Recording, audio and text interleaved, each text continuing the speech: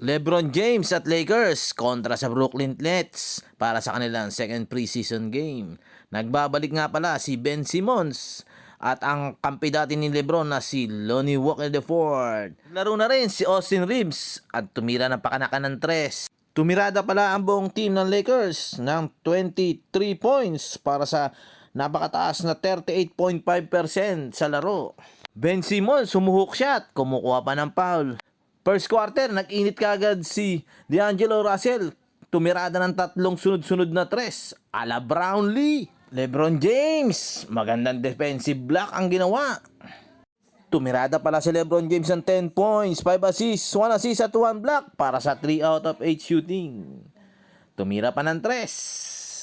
At ang kanyang nagugustuhan fadeaway na mahirap bantayan, Anthony Davis pala nangulat sa Lakers para 17 points para sa 4 out of 6 shooting. Rui Hachimura, ang kala mo 7'4" ng ilang pa sa malayo.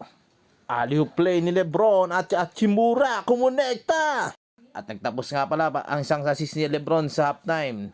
Lamang ang Lakers 75-61. Second half, di na naglaro si LBJ at Davis. Third quarter, pinagpag lang ni Wood ang mabantay niya sa ilalim. At maganda pa rin ang tira sa labas ng mga Lakers.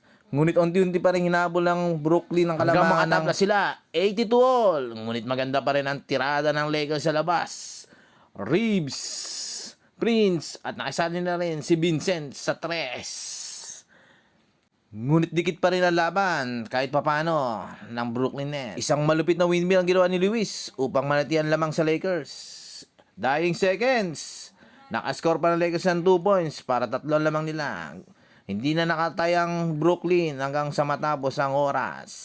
Panalo Lakers 129-126. Thomas ang nanguna sa Brooklyn na may 26 points. Alright, boy.